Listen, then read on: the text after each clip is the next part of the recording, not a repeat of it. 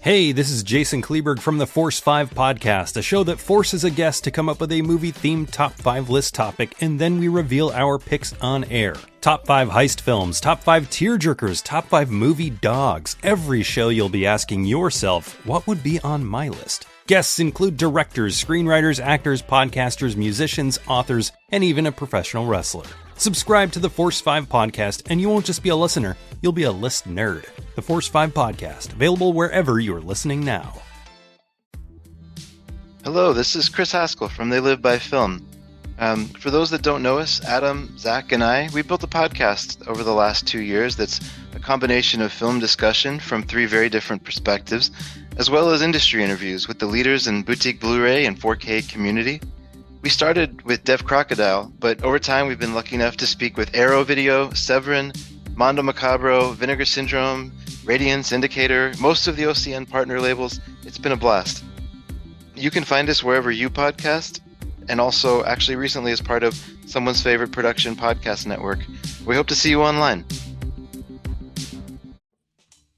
Do you love movies? So do I. What's up, y'all? It's KB, and I love movies. Inviting you to listen to The Conversation, a film podcast where passion meets perspective and opinion. From the old school to the new, I invite a guest on to discuss the movies that thrill us, challenge us, break our hearts, or even blow our minds. There's always new episodes dropping wherever you get your podcasts. So join the conversation. We don't just watch movies. We love talking about them too. The Conversation with KB Loves Movies, a part of Someone's Favorite Productions Podcast Network.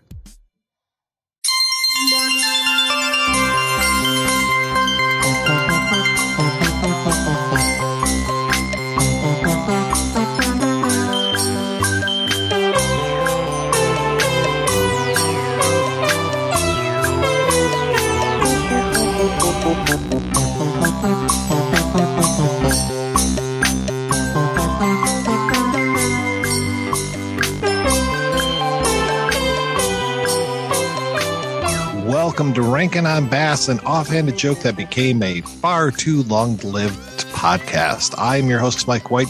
Joining me is a mouse who wants to be a pilgrim, Chris Dashew. I reject your pro-American propaganda, sir. How dare you? Also along for the ride is the captain, our captain, Richard Haddam. Well, I'm totally lost. I was going to make a joke about the guy who was talking like John F. Kennedy. That is not my wife. I am a reverend. I am a reverend in England. We're going to New England, where we will all talk like this. I am bringing the accent with me. Terrible. I know it's a bad Kennedy accent, but so was the one. I was about to say, isn't the one in the movie just as bad? Just as bad, yeah. On this podcast, we discuss the works of Arthur Rankin Jr. and Jules Bass, specifically some of their stop motion and animated work. And just in time for Thanksgiving, we're looking at The Mouse on the Mayflower. It's the story of a mouse who's on the Mayflower. Though we do have a wrapper where we get to see the mouse. I guess they're great.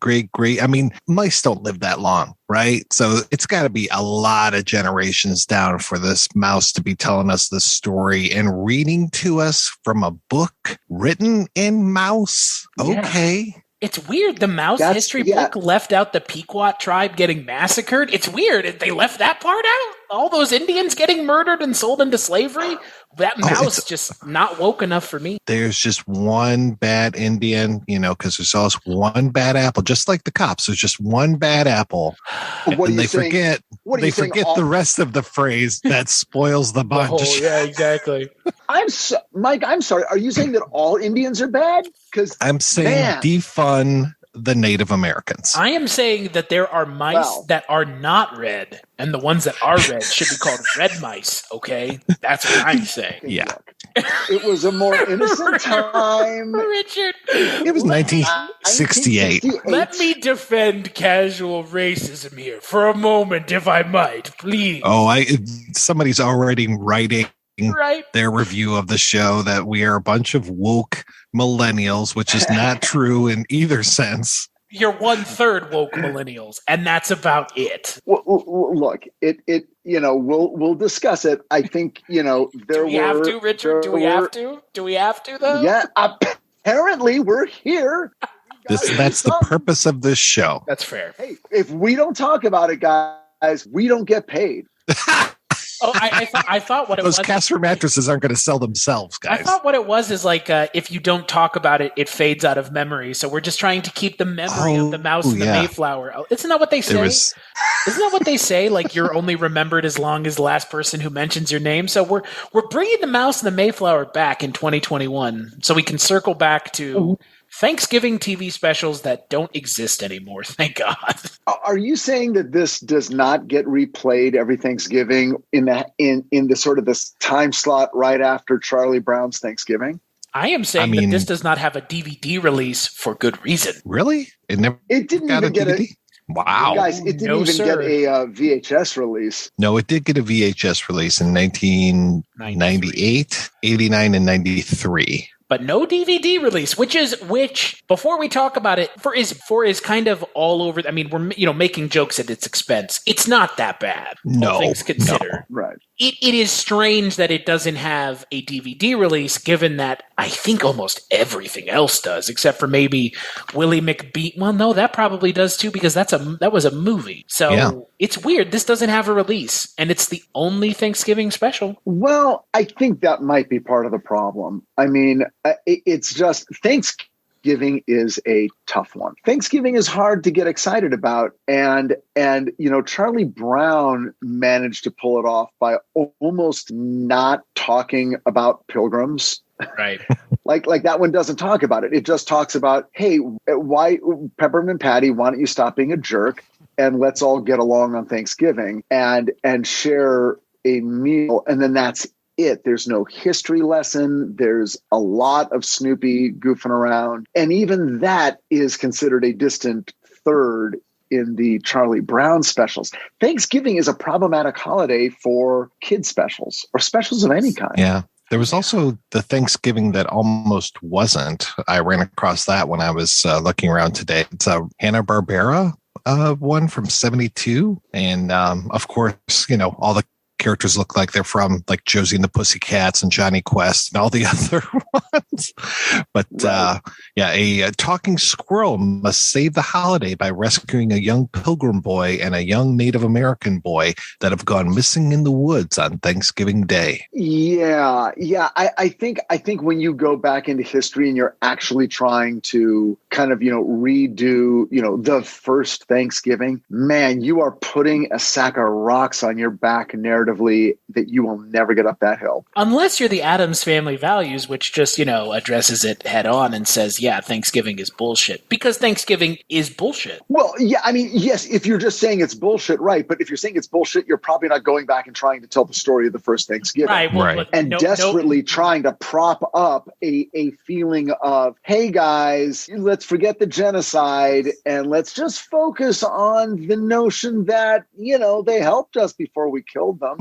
Right, which is fucking horrifying. I mean, look, I can say with absolute certainty that my family, and probably at least Richard's, maybe yours as well, Mike, we probably didn't come over on the Mayflower. So it's not our relatives, but it is a... Yeah. It is a piece of history worth clarifying because it's not this grand, everybody gathered together and was helpful. No, that's not it. And we got to get that out of the way before we even talk about the special because it is kind of, I mean completely whitewashing history and it's completely rewriting history. Well, someone will say, oh, are you telling me that there was never any cooperation by any Indian with any white man? And it's like, well, no, there may well have been. And by the way, the story of Thanksgiving, that may have a basis in historical fact, but it is not emblematic of the relationship of the people coming to this country in that era from Europe and their ultimate relationship with the native people who were here to meet them. Yeah. I mean, that's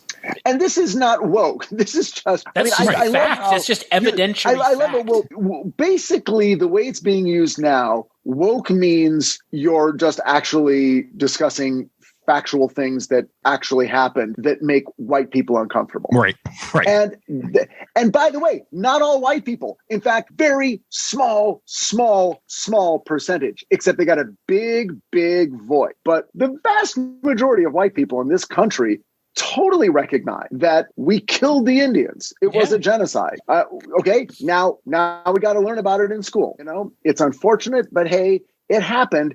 And if you can't acknowledge that, that's the biggest weakness of all. Unless you're a mouse. Now you're Willem. saying, I am so weak, I have to lie to feel good about my ancestors. It happened. If we cannot look at our history, if any country cannot look at its history and go, we're better today than we were, then that's pretty sad. Mm-hmm. We're better today. We're better than we were 50 years ago. We're better than we were 20 years ago.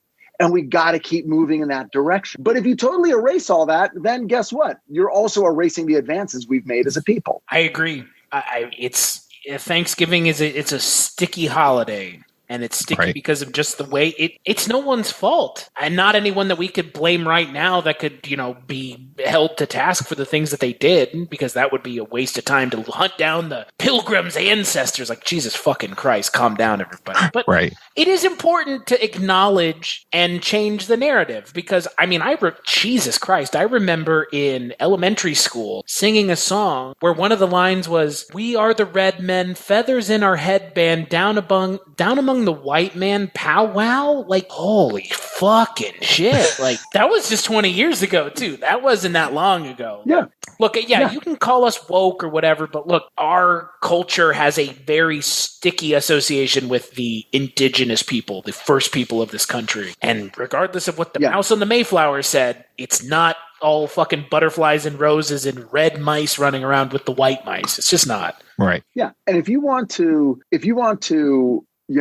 sort of prove that, hey, you're calling me racist. Well, then great. Then A, don't be racist. And B, significantly don't be racist. Why don't we use Thanksgiving to be a holiday where races reach across the table to each other, especially the more entitled races with the less entitled races, and acknowledge that there's still a lot of road in front of us, and that our great American experiment of equality and all men being created equal is still in progress, and we're still working on that. And let's just keep working on it. And then guess what?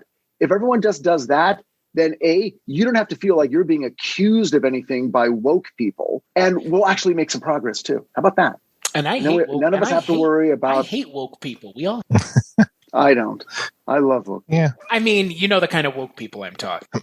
The dial can swing too far in one direction. Both. Oh, yeah. Well, it's one of those things where also it's not a thing about if a person wakes up and says, "Hey, guess what, everybody? I'm woke." You don't declare yourself woke. Being woke, if it's anything, in my understanding, it has to do with understanding that we're still on the road to making this a society and a culture that is truly equal for everyone. And that's it. Yeah.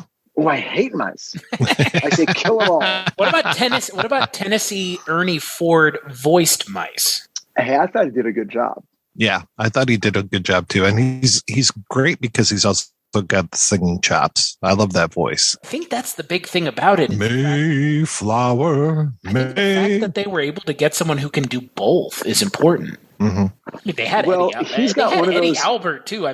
He's no slouch. No, God. Tennessee Ernie Ford is one of those Jim Neighbors kind of guys. Yeah. Who has, kind of a regional accent, but when he sings, he sounds like Robert Goulet. Right. Oh, my papa. Yeah. Yeah. I thought it was Robert Goulet at the beginning. Yeah. Of all of the people that have been shoehorned into the beginning of these movies, because man, I will tell you, I'm sure the three of us separately all got a chuckle when they were like, "Do you know the story of the first Thanksgiving? Let me tell you." And it's like, fuck, I've heard this shit 5 times now. Right. Who am I? Well, I'm this person, and I'll tell you. Yeah. Who the fuck am I? Well, I'll tell you. I don't give a shit who you are, Mr. Ratman. I've heard this enough now. I've heard this enough from you talking animals about who you are. But it leads off with that same thing where it's like, you ever heard of the first Thanksgiving? It's like, oh God, here we go again. But you know what? Somehow this manages to be better than like every other holidays special other than the Christmas ones. It's actually not bad. No. Well, I mean, again, I don't know how I would have reacted to it as a little kid. I know that I came to all of these with open arms. I mean, I don't recall thinking any of these were bad when I was a kid. I loved all of them. They were just like, because also when we were kids in the 60s and 70s, there wasn't a lot of primetime animated stuff that was like just for us, that we could go, hey, we get the TV tonight at 8 o'clock because it's The Grinch or Charlie Brown or Rudolph or this. And to me, the value of Thanksgiving has always been, it's the holiday right before Christmas. So it's like the holiday that kind of gets us to Christmas. We can start thinking about Christmas. We do Thanksgiving. It's not quite Christmas, but it's getting us there. And that's exciting. It primes the pump, and that's exciting just in and of itself. In school, was I ever enchanted with the story of pilgrims eating with Native Americans? I'm going to say hard no. The thing that got me when it came to the pilgrims and the Indians / Native Americans was the whole idea of the Native Americans teaching us how to farm, and the whole thing of, and this sounds like some bullshit to me, the whole thing of taking fish and laying it by the corn as like fertilizer. I'm like, why are you wasting fish that way? Because you've got so much fish. You have so much fish. Yeah. It was fish heads. So fish heads. See, the image in my head, not my fish head, is just like a full fucking fillet, like right. 2 fillets right at the foot of a stalk of corn. I would assume that that's all of our assumptions, because that was the same thing I was told. It's weird. Of all the holidays that we're taught about in school, Thanksgiving is kind of the only one. Like, they don't teach Christmas because it's a religious holiday. They don't teach Easter because it's a religious holiday. Halloween is the devil's night, where if you live in that part of the country, if you know what I mean. Yeah, where Mike lives, Detroit. Yeah, where Mike lives in Detroit. That's right. We burn the whole fucking city down, and then they rebuild, and then we burn it down again the next year. But Thanksgiving has this weird thing where it is intrinsically tied to the history of this country, and it's a fucking lie, but it's a lie that we've all internalized, because it's better to believe that they all were sitting shaking hands at the table than that they were murdering them and eating the fucking food that they stole from their grain stocks. So it's a weird thing. It's weird. If the school year for us here in America extended into July, we'd all be learning about the 4th of July. Mm-hmm. There'd be a month of bullshit learning about, when I say bullshit, I mean homework and studying about the 4th of July before the 4th of July weekend. So then it would be like, well, while you're having your barbecues and lighting off your fireworks, let's not forget the real reason we celebrate the 4th of July. The reason for the season. Like, the reason for the season. And now it's like, well, November does fall within the school year. So teachers are like, oh, thank God. Halloween's over with. I got 3 weeks of lesson plans. All week we'll make those black buckle hats out of cardboard paper. We'll do the hand turkey that you hand. Trace and turn into a turkey. Then we'll actually cook some food in class. We can eat up a lot of time. What is this fucking bourgeoisie ass school that your kids go to? They don't cook. What? What is this cooking of the food, my friend? Public school in the early 70s in Southern California. Oh, well, that's you bring in stuff. We're going to have our own feast. Yeah, it's a potluck. And what they would do, you're going to love this. Get ready. So they go around the room. Okay. They go, okay, I'm going to give everybody a number. You're a 1, you're a 2. 1, 2, 1, 2, 1, 2. Okay. 1s, stand up. You're the Pilgrims. Go stand over there. 2s, stand up. You're the Indians. Go stand over there. Then we make them the Indian costumes with the feather. And we make all those guys over there the pilgrim costume with the buckle. Tell me you don't remember this, listeners. And then on the day, Wednesday before Thanksgiving break, that's when everyone brings from their home, or the moms come in, and there's some turkey and biscuits and the cylinder of cranberry gel that comes right out of the can, just plops right out. And all the kids sit down, the Indians and the Pilgrims, the 1s and the 2s alike, and we all eat. We have our feast, and then they send us home early, and everyone gets a 4-day weekend. Yeah, the only other thing I can think of that's kind of similar, not not to that extent, because I agree. I remember having that whole thing. The only other holidays I really remember being taught were Lincoln and Washington's birthdays. Sometime, what is it, February? I guess it is. Yep. That's maybe Flag Day, but yeah, not even Arbor Day. Mike, do you remember, because we're the old guys, do you remember when it was Washington's birthday and then a separate holiday was Lincoln's birthday? Oh, yeah, before President's Day, yes. And so it's like, now we're going to have George Washington's day off, then we're going to have Lincoln's day off, and we're going to learn about Washington, then we're going to learn about Lincoln, and the whole deal, cherry pie. You had to have cherry pie because he cut down a cherry tree, and I cannot tell a lie. Mm-hmm. All that stuff about George Washington. Yeah. And then Lincoln, but everyone got and then it's like, fuck that. President's Day. One day off, motherfuckers. Now get back to work. Right. So my Thanksgiving, we actually we did that same, I believe, because it's the only way that makes sense. We did that, 1 and 2 shit with the Pilgrims and Indians.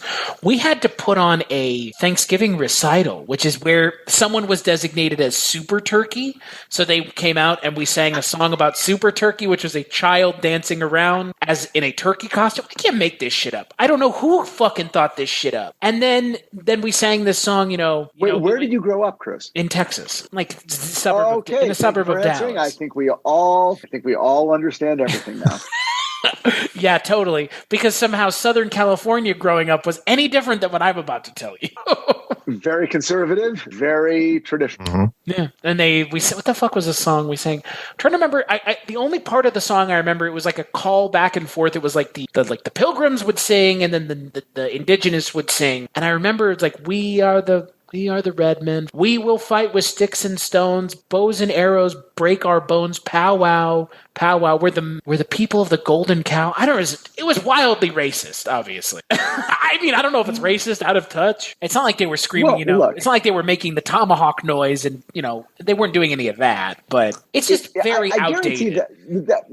That song was not written by somebody who hates Native Americans. No. It was just that was the time where it's like, oh, Native Americans are this way, Chinese are that way, right? Mexicans are like this, Black people are like that, and then white people are just normal.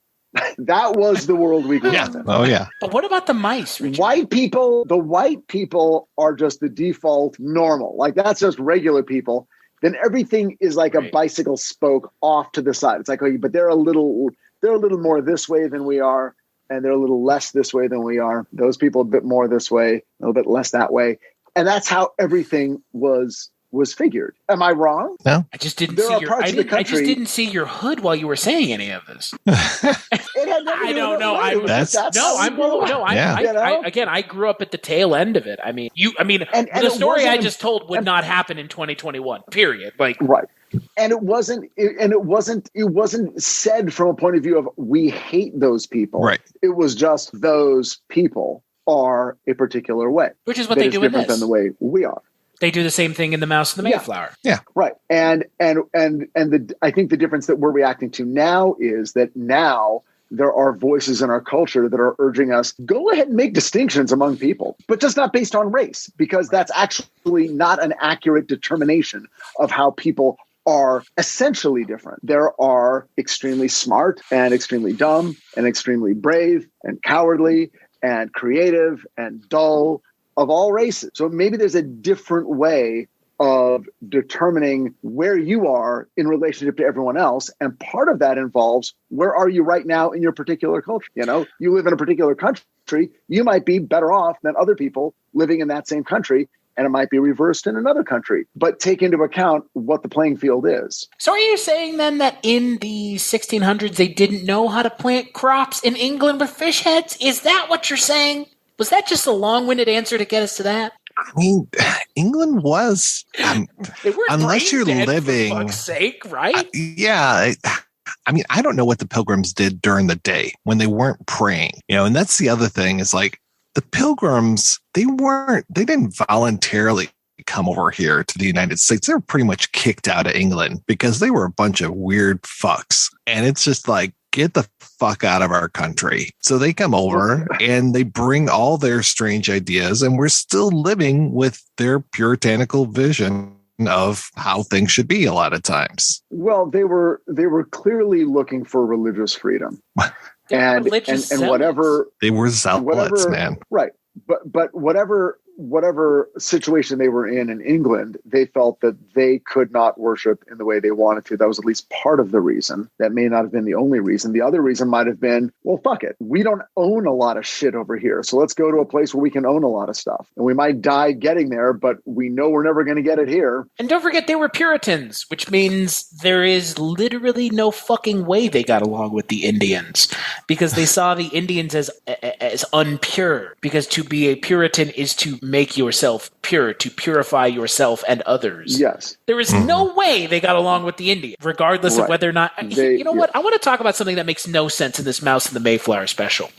Why would those two assholes on the ship get on the ship to try to get everybody off the ship in the middle of the ocean? What are they going to do with that ship? Look, it's not a good plot device. Right. But they needed... Oh, yeah, correct. That's an understatement. They needed a couple of guys dressed like pirates? Basically, those guys are the two guys that we see through all the Pirates of the Caribbean films. Yeah. Except Lee Arenberg is actually really charming and a nice guy. These are like Paul Frees reject characters from something else.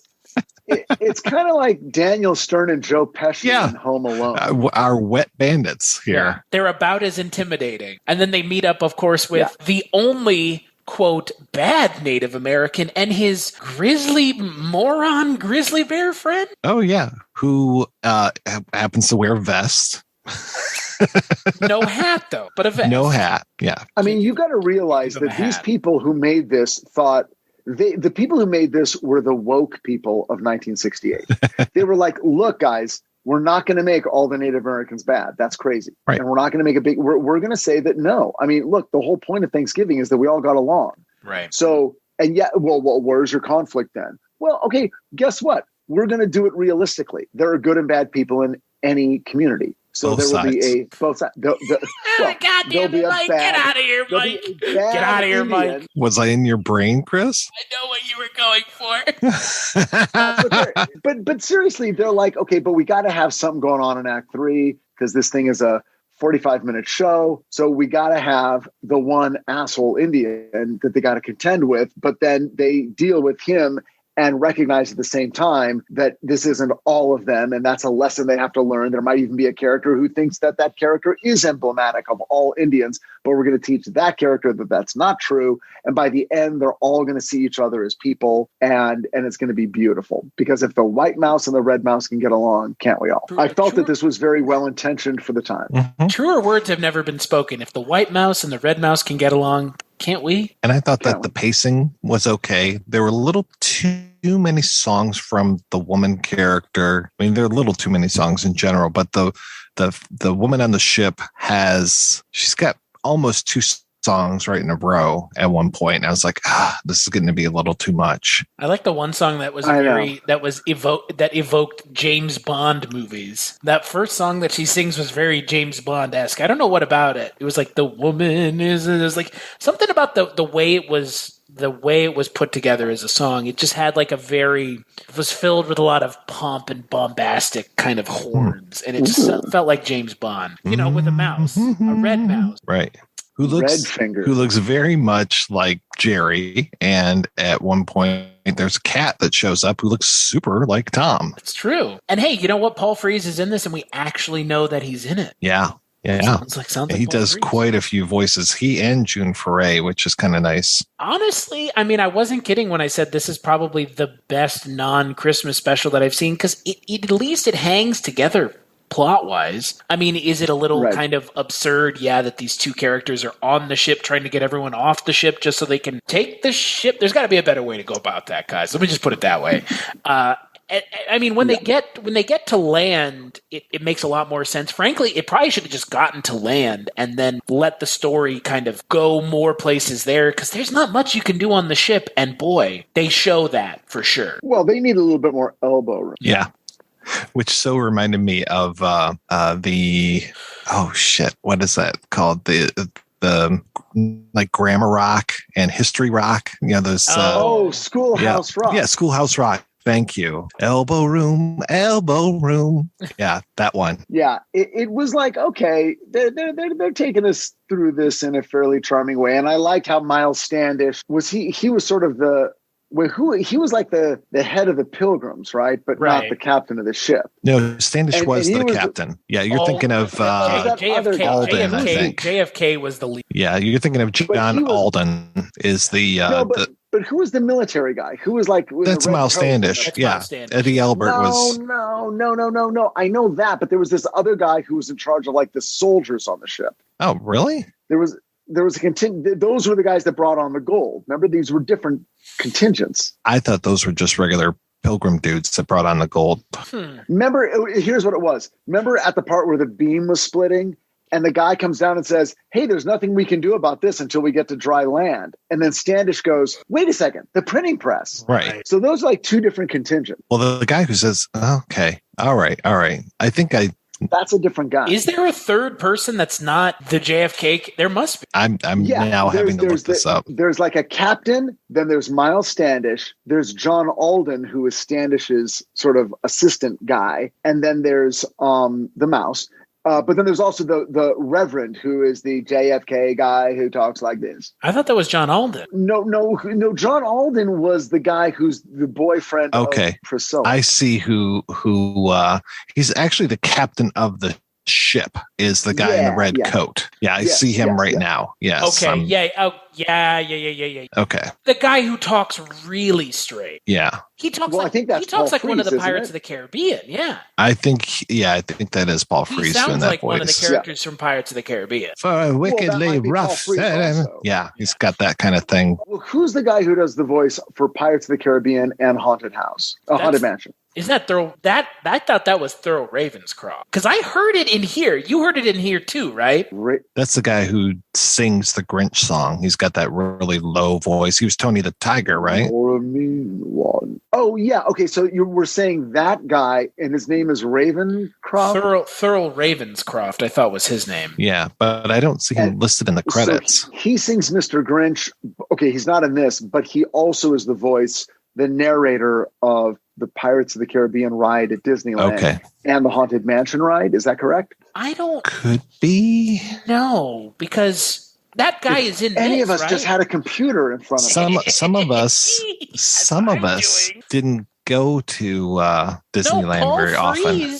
Paul Frees is the narrator for the Haunted Mansion. He is, right? Paul Frees is the narrator for the Haunted Mansion, which is fucking insane. Wait. Ravenscroft did some voiceover work and singing for Disney in both the films and the attractions at Disneyland, right? Which were later featured at Disney World. The best known of these attractions are Haunted Mansion as a singing bust, Country Bear Jamboree, Mark Twain Riverboat, Pirates of the Caribbean, Disneyland Railroad, and Walt Disney's Enchanted Tiki Room as Fritz. And do you know? So he did have something to do. He was involved, but he was not the main narrator of the ride. That's Paul Frees. Yeah, okay. Man, what voice talent to get him and Frees in there. There's a piece of trivia with Thurl Ravenscroft too. If you go on the Haunted Mansion ride, which is my favorite, any Disney, and you sit and you see the singing bus, one of them looks like Walt Disney. It's not Walt Disney. It's Thurl Ravenscroft, who looks like Walt Disney. Oh, I'm looking at a picture of him right now, and he totally does. Yeah. And there is a bust on that ride. The mustache. With the thin mustache. That's Thurl Ravenscroft, yeah. But Paul Frees does the narration, which is fucking insane now that I know that. So, Okay, wow. Okay, well, we got this figured out. Let me tell you. Which is why his voice is in this. Eventually, at some point, we're going to start talking about the special, but I'm not sure when that is. No. and we figured out who the captain was. I'm just kidding. And hey, Richard, Paul Frees also does voices for Pirates of the Caribbean. Oh, for sure. Yeah. Paul Frees' voice is in this a lot because, well, a lot. There are very few actors billed other than the main four and Paul Frees. So, yeah, I mean, I don't know how many women June Foray does. I know for sure she's the very uptight lady with the chicken who kind of reminds me of the mayor from Paw Patrol that she's walking around with the chicken the whole time, and she's got that kind of to her voice when she's doing it. Well, I'm so offended by the red man. Why is that corpse moving? Oh, these heathens! I'm so disgusted by them, and yet strangely attracted. You sound so much like Charlie in a Box. It's hilarious. Nobody wants a Charlie in the box. It's pretty good. Also, Hayao Miyazaki did the key animation on this, which I kind of noticed. I don't know if you guys noticed. I mean, obviously we watched it on YouTube, but the animation quality seems to be better than the Frosty the Snowman, like markedly better. Yeah, I can see that. It's a little more realistic. It's a little less stylized. Yeah. It gets pretty stylized in Frosty. This is still rooted in let's draw human beings that look like human beings. Yeah, the mice don't, except for the villains. Right. Right. Oh no, they look Jewish. Yeah. Yeah, somehow you made this red man look Jewish. Congratulations. Double the giant hook nose, the Semitic feature is, I know, believe me, I know how it goes. Well, look, hey, if you can't offend one person, offend everybody. So yeah, might as well. Well, the Jewish actors played Indians in the movies, for decades and decades, up through, into the 70s. They were just, putting on red face, and it was like, hey, we're darker than we are. What do you want? We got too many writers. What we need is Indians. All I can think of is that fucking line from Blazing Saddles. They're darker than we are. And there you go. Mel Brooks playing an Indian. Mm-hmm. Lazam there you go. Well, hell, man, Charles Bronson played an Indian, and I wouldn't be surprised if Anthony Quinn played an Indian. Our friend Burt Reynolds. Oh yeah, the most Indian looking I know. I know this because I read an autobiography Burt Reynolds sent to me by my friend Chris Stack. Wow. It's true. Just think, Mike, when The Mouse and the Mayflower comes out on Kino Lorber, we will be invited to do the commentary. It's got to be better than the Lost Highway commentary I just listened to yesterday. Wow. Oof. I will say it is disappointing to me that this doesn't have a DVD release. I don't get it. Why? What would you do? It's disappointing to me because they didn't do any other Thanksgiving specials. So why not release this one? Shit, is this objectively worse than Mad Monster Party is my question. No. Because that shit has a D release. That shit got released by Kino Lorber. Like, is this worse than... No, right? Mad Monster Party is not good compared to this. At least is a narrative that I can follow that is not twisting in on itself 8 times to try to figure out what's entertaining. This is not anything special in a lot of ways, but at the end of the day, it doesn't need to be, because the story of Thanksgiving, how much embellishment can you actually give it? That's the real question. It's ultimately not like a high-octane story. Pretty far from it. It is not a high-octane. No, it's not a thrill-a-minute roller coaster ride of a film. It is about family, though. So coincidentally, it still is all about family. And it's a love story. God damn it! So you could have Vin Diesel redo this. Is that what you're saying? If only if he played the mouth. What do I know about Thanksgiving? Let me tell you. It was my great grandfather. I love this idea that they use the same opening structure every time. Who am I? They use it 5 times at this point. Holy shit. Oh, let me introduce myself. I almost forgot. Yeah. I'm Sam the Snowman. Yeah. I want one of them to pause and just be like, look, guys, I always wanted to be a gangster. Right. Yeah. Fucking Frosty the Snowman murdered Billy Bat style in the fucking trunk of Rudolph the Red-Nosed Reindeer sleigh. Guys, we have a saying in the business, and by the business, I'm referring to the industry.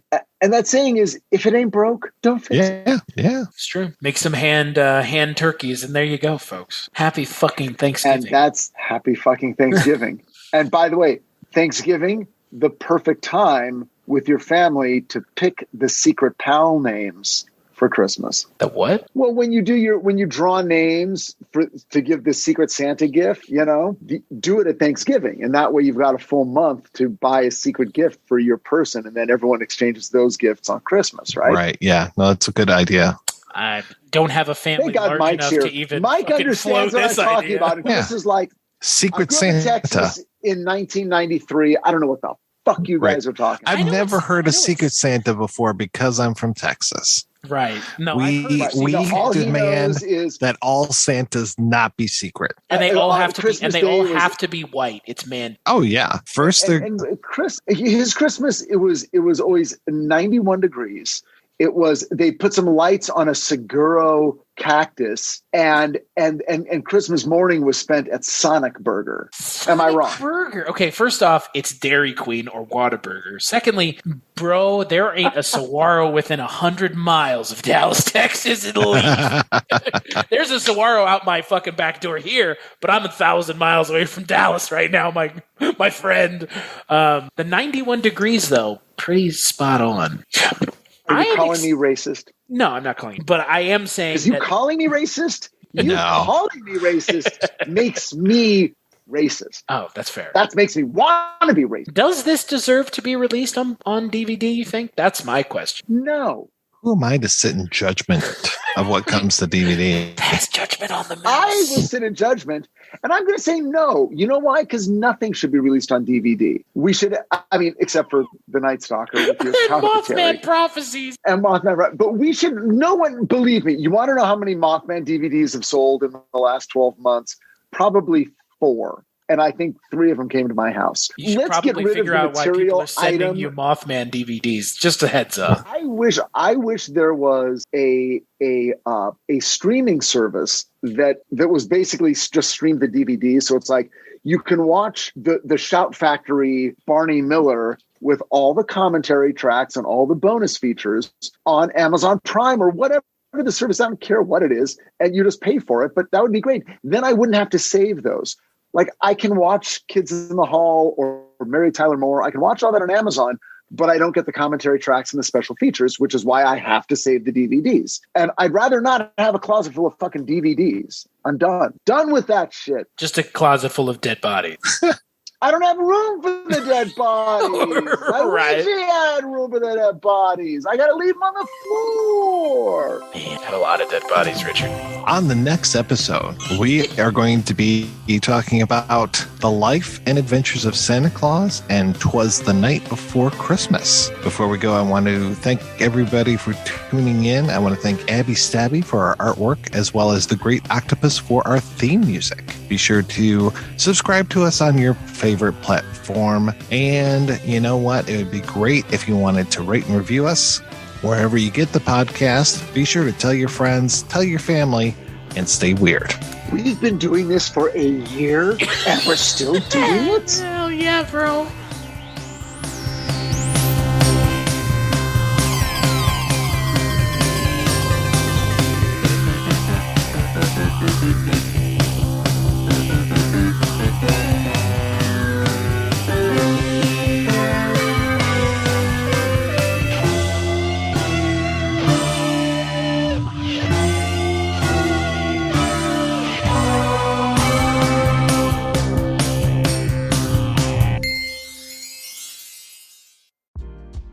Are you a film fan who loves the ultimate home video experience?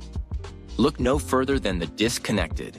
Your host, Ryan Verrill, is your go-to source for the latest and most accurate information on home video releases, exclusive interviews with industry insiders and filmmakers, and has established a thriving community where every film and physical media enthusiast feels welcome. From hidden gems to blockbuster hits, The Disconnected brings you insider knowledge and a welcoming space to share your love of cinema. Watch every Thursday night at 9:30 Eastern, 6:30 Pacific for the live announcements show and follow The Disconnected on social media to stay updated. Subscribe to The Disconnected on YouTube or on the podcast provider of your choice and dive into a world where every movie night is an adventure.